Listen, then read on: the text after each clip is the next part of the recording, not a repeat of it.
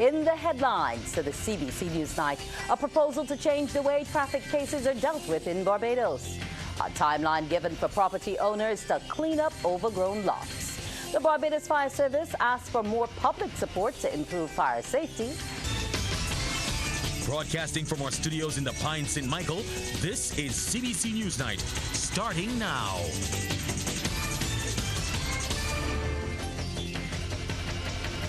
Good evening and welcome to the CBC NewsNight. I'm Wendy Burke with the details. A suggestion: Barbados changes the way it prosecutes people who commit traffic offences. This is among proposals by Chief Justice Leslie Haynes to ease the backlog of cases in the High Court. Another one is for the courts to start on time. Anesta Henry has the details. Chief Justice Leslie Haynes believes individuals who wish to plead guilty to traffic matters should not have to appear before the court. He's been addressing day 2 of the symposium to address the backlog in the justice system.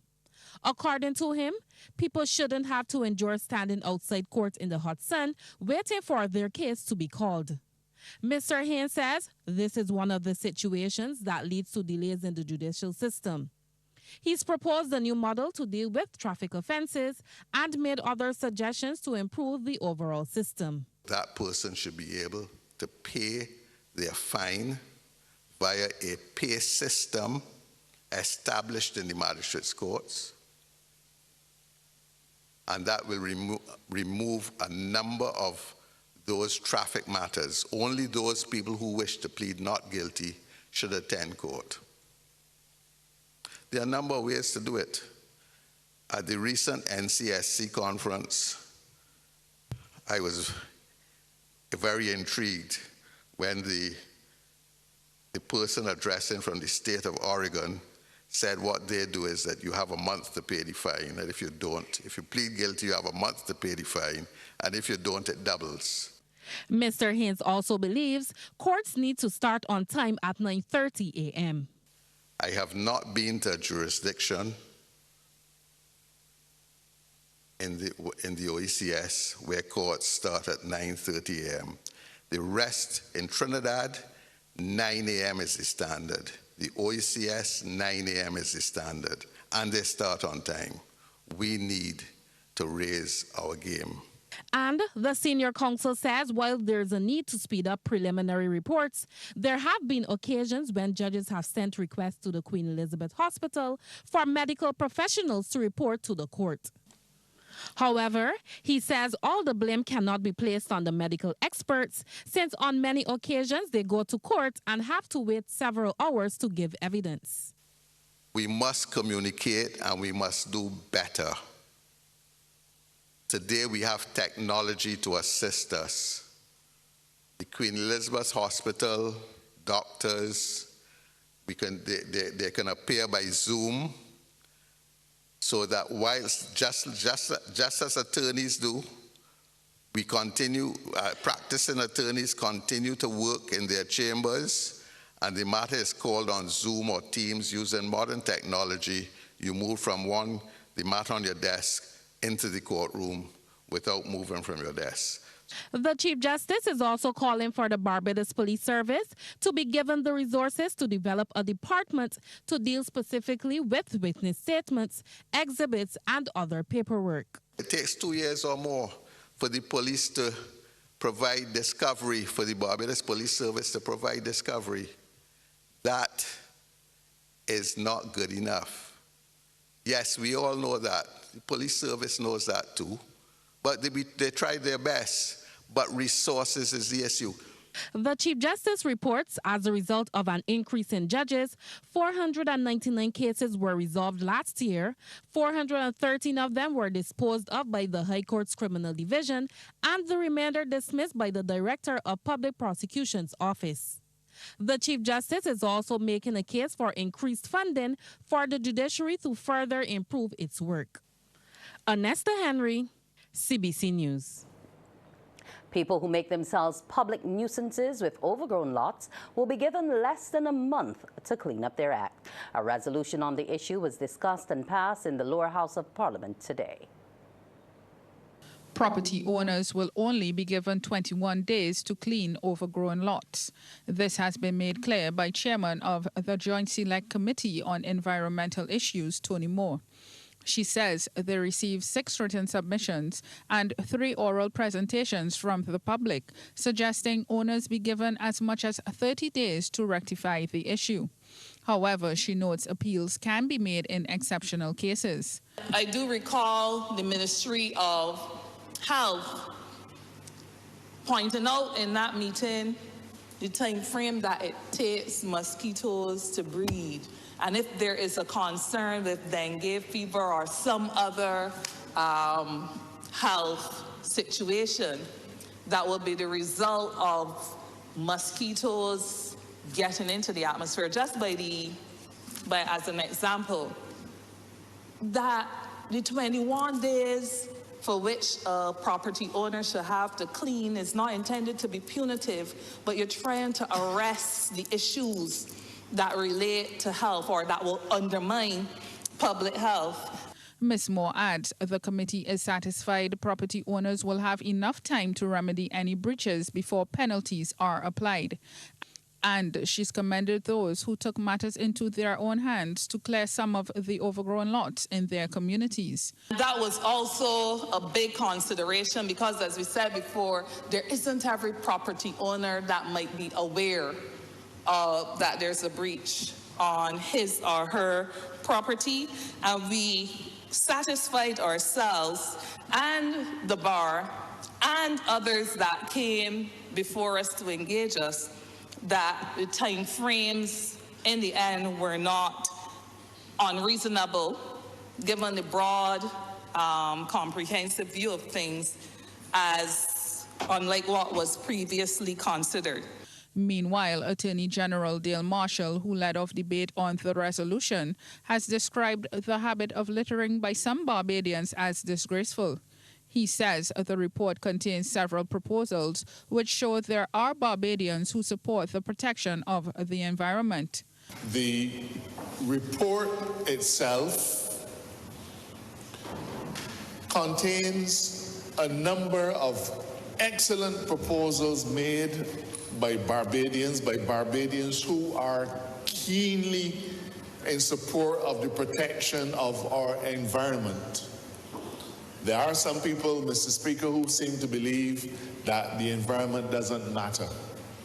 We still have Barbadians who litter in a way that is really disgraceful. One of a site that I saw in Bathsheba only on Sunday was litter all over the place. The Attorney General points out that as much as the government does its part in ensuring the country is clean, citizens are obligated to keep public spaces and their environs clean. Rachel Agard, CBC News. In his contribution, opposition leader Ralph Thorne says he agrees with the recommendation that the Environmental Protection Department be governed by its own piece of legislation to fully carry out its remit.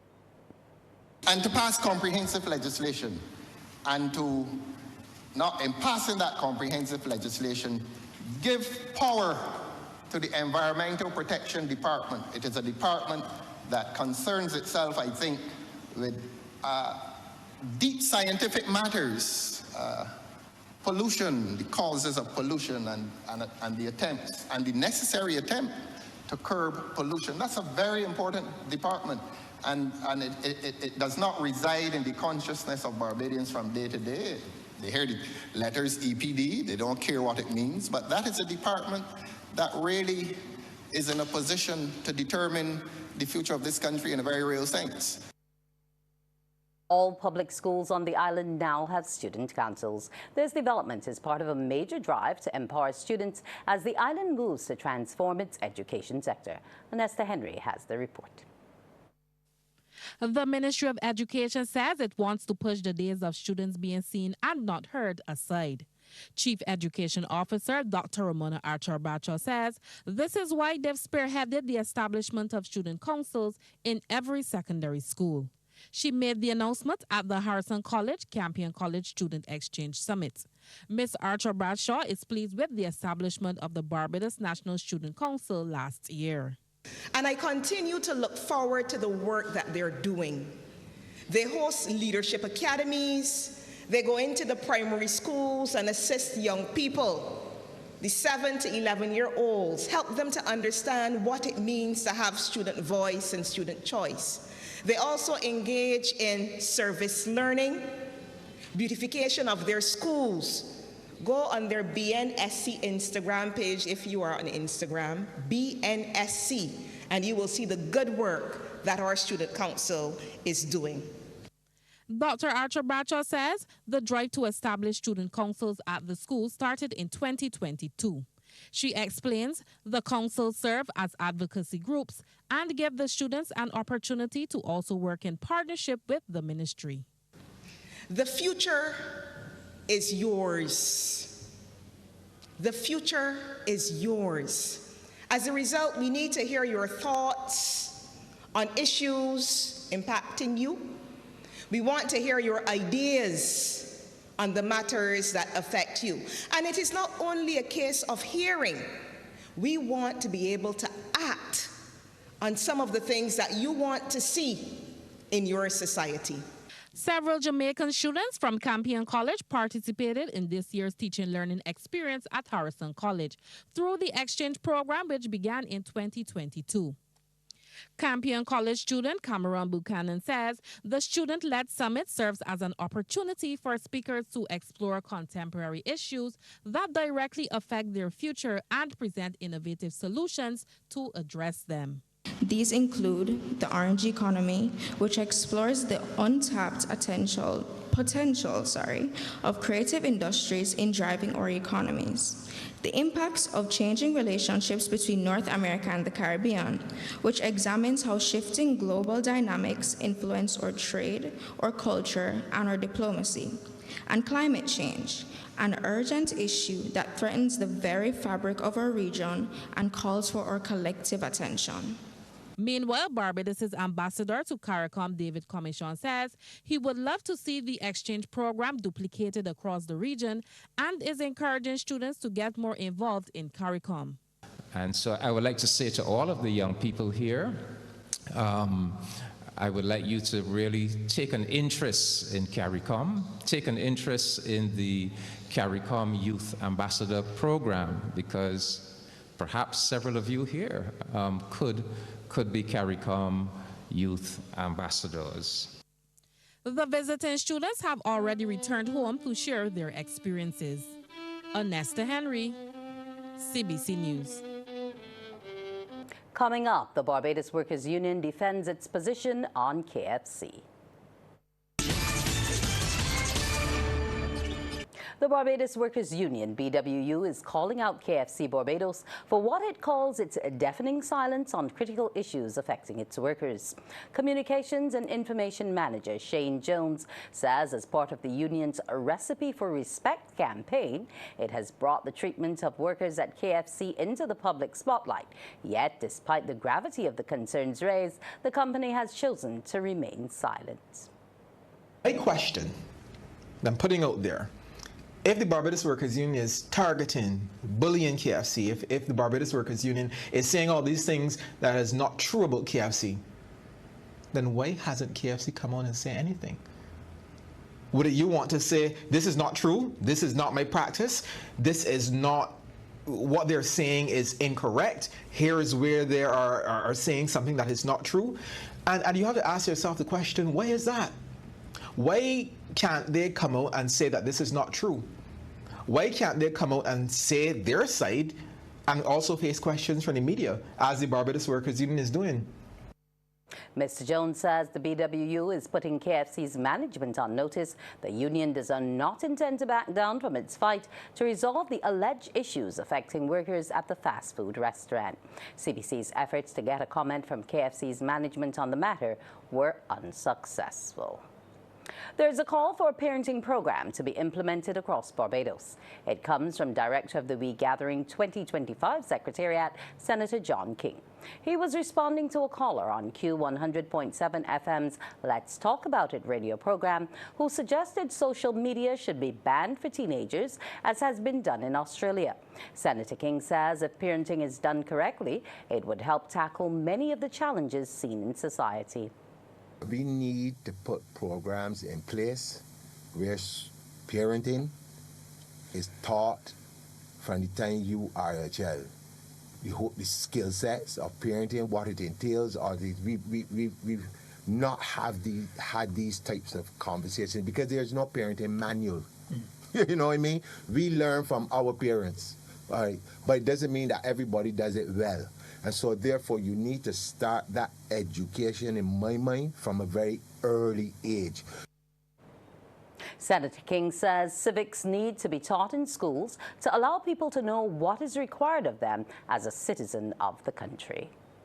It's all right to sing the anthem and say the pledge at independence and all of that, but if there is not a solid grounding in people as to what their responsibility to this society is, being a person who benefits from being born here and all the other things that come along with that, then you're going to find all of these things happening at a rapid rate because, again, as you said, Charles, the social media has all of the negativity. The Barbados Fire Service is asking for the public support as it works to improve fire safety. Deputy Chief Fire Officer Henderson Patrick says, as part of its mandate, the service has been engaging the public in this regard in a bid to reduce fires. Efforts will continue as the service prepares to mark its 70th anniversary this year. The fire service as an entity is not only about putting out fires, extinguishing fires and so on, but part of its mandate is really its community engagement. Engaging the public in fire safety, helping people to understand what they can do to manage incidents at home and to help keep down the fires and incidents that may occur within this space. Right. So the 70th anniversary will have a focus on public safety, community safety, and so on as well, in addition to highlighting the fire service and what we do. Several other activities are planned to observe the milestone 70 years of the Barbados Fire Service. Divisional Officer Marlon Small says a highlight will be a symbolic march in the city, along with the unveiling of a mural. If you think about the past, Barbados of old, you had a lot of cane fires and grass fires. Yes. Then we came to do charter houses and the one-story wall structures.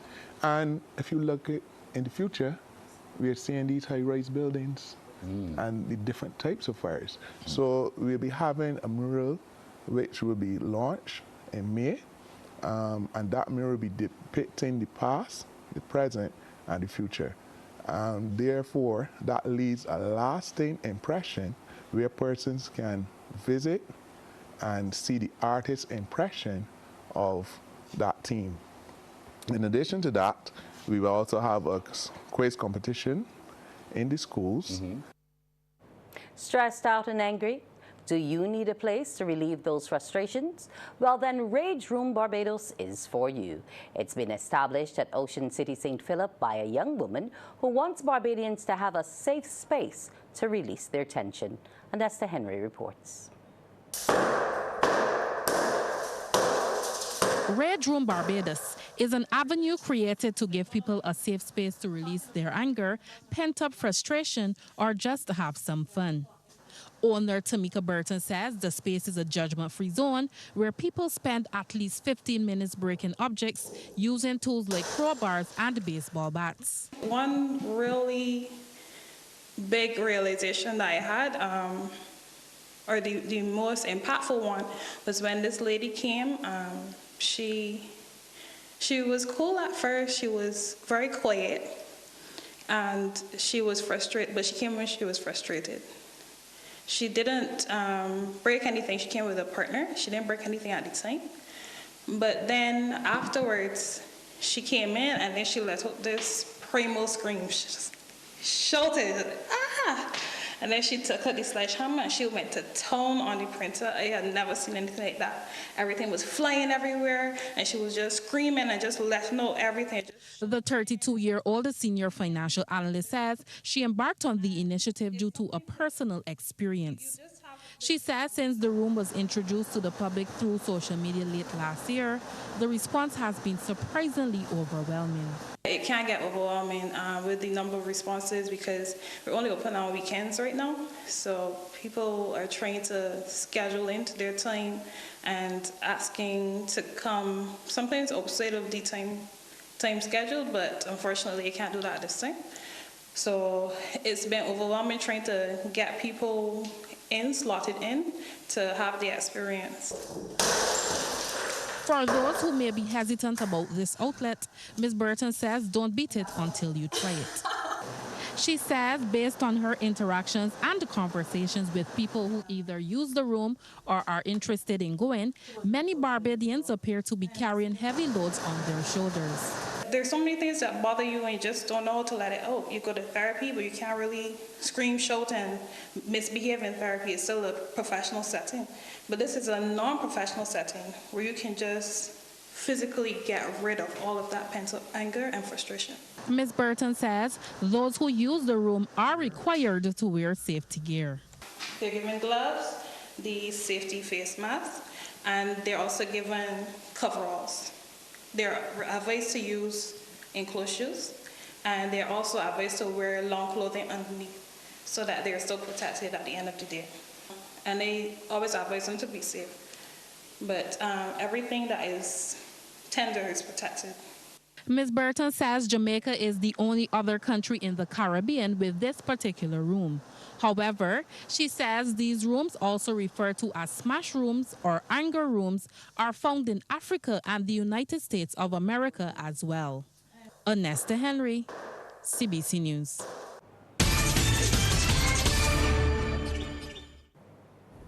Time now to join Damian Best in the Sports Center. Yes, good evening to you, Wendy. Good evening to our viewers and listeners. Some good news. First up, DeAndre Doughton and captain Haley Matthews hit unbeaten half centuries to power West Indies women to a dominant 8-wicket victory over Bangladesh women in their opening T20 International at Warner Park in St. Kitts last night.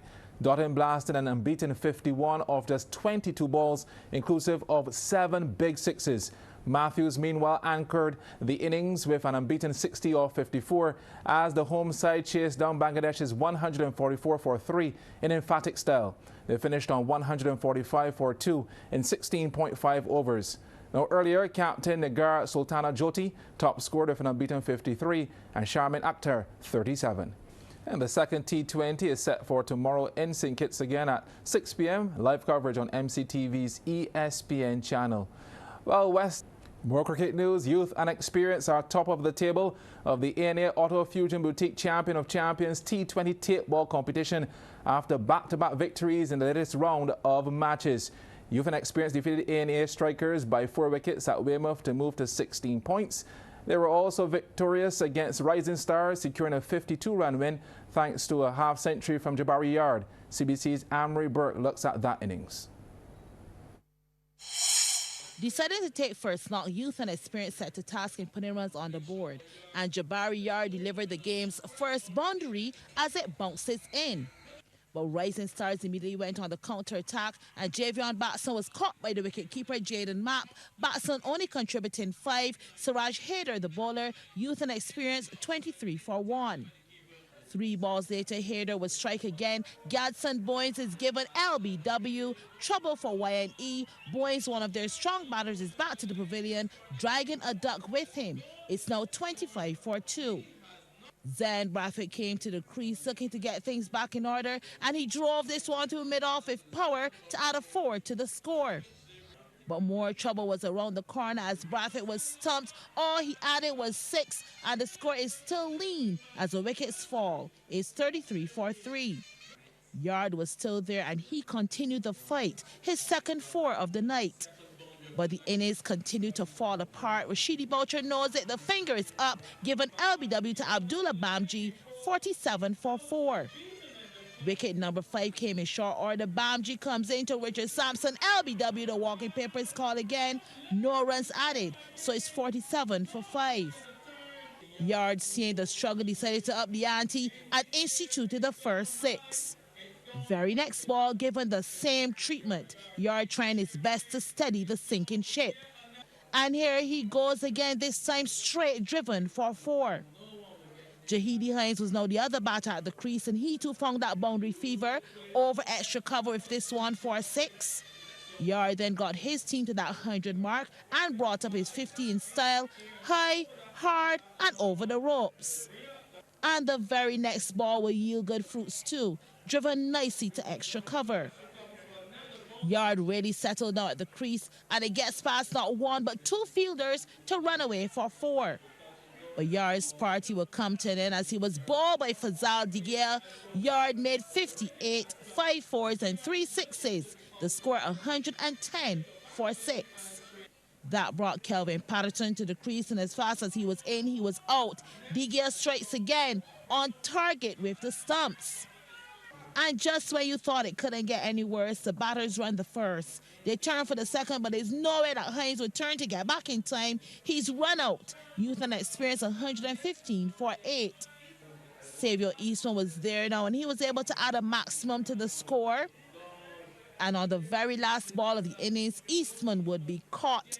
Youth and Experience put 135 on the board, having lost 9 wickets. So Rising Stars were set 136 if they wanted to win. Yeah, thanks, Anne-Marie. Rising Stars could not reach that target as they were held to 83 all out in 17.4 overs.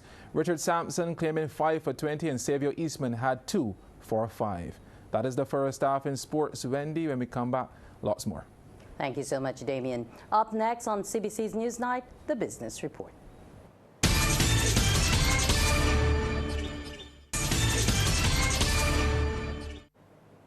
In tonight's business report, young entrepreneurs are being made ready for the world of work. Several of them have participated at an annual Market Ready Workshop 3.0 at the Radisson Aquatica Resort.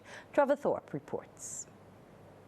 Classroom sessions and hands-on exercises for people associated with enterprises ranging from beauty products to rum creams, but marketing is the core focus of the 6-hour exercise. Youth Enterprise Officer Sherry Ann Jordan tells the Yes Business Report it's a refresher course for some and an educational exercise for newer Yes clients. Today's session will prepare them for the upcoming Girlfriends Expo and other exhibitions and pop-up shows this year. There's the theory, as you said, but we are looking at practical tips that you can just pick up today and go. So there's going to be role-playing as well.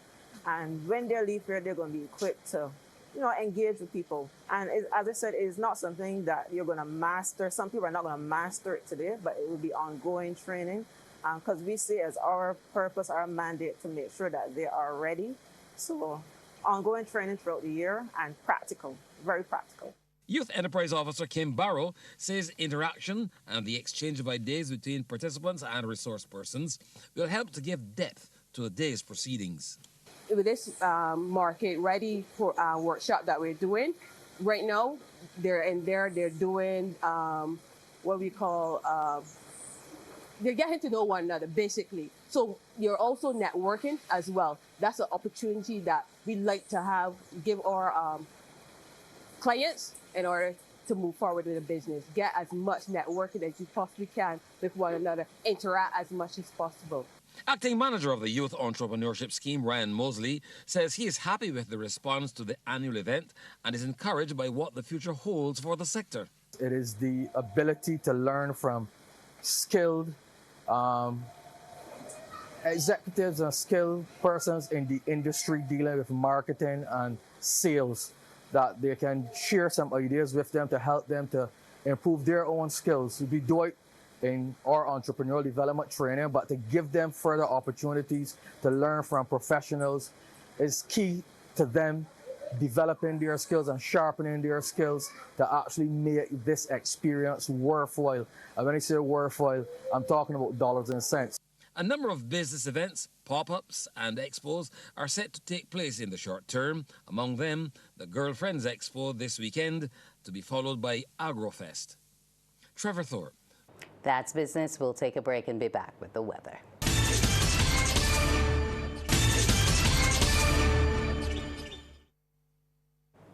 Time now to say good evening to Carrie Ann O'Neill to get the weather picture.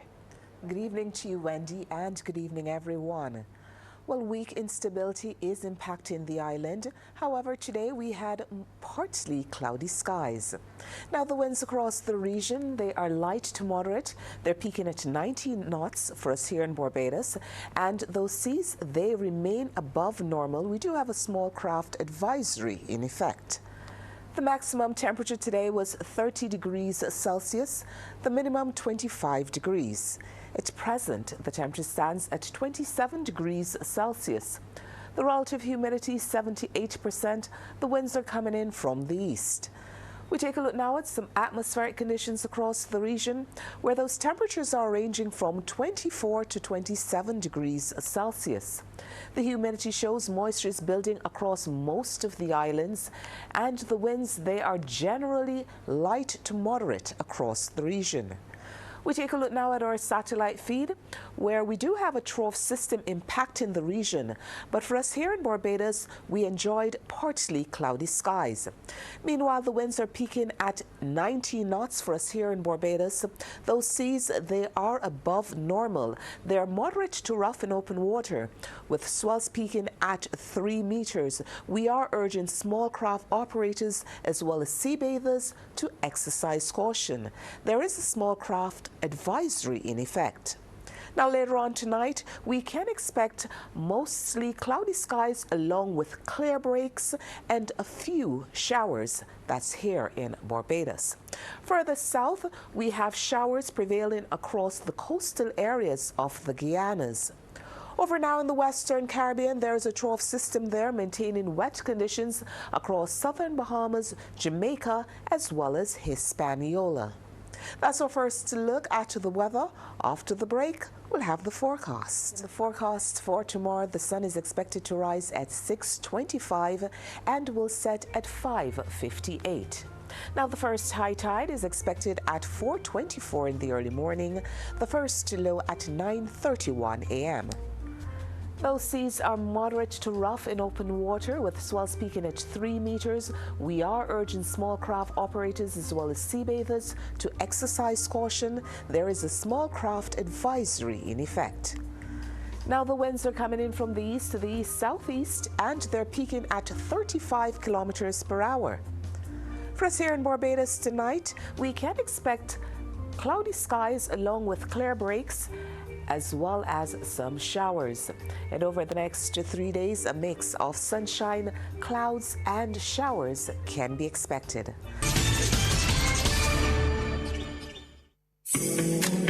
The facts say Morning Barbados reaches an audience of over 50,000 and Newsnight reaches over 56,000. It's simple.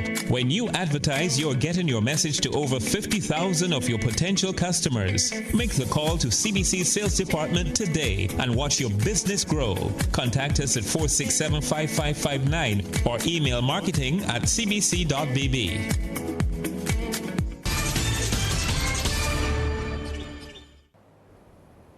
And we say welcome back to Damien Bess in the Sports Center. Thanks so much, Wendy. We go on with some basketball. Leicester Vaughan School easily defeated hosts, the St. Michael School, when the National Sports Council Schoolgirls basketball competition continued yesterday.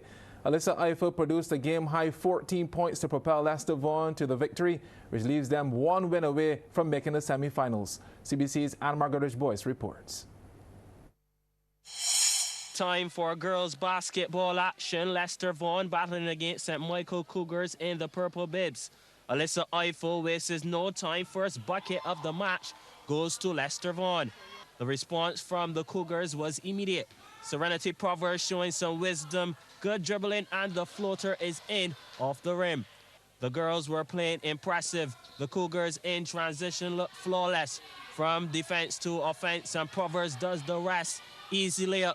She registered 8 points in the contest.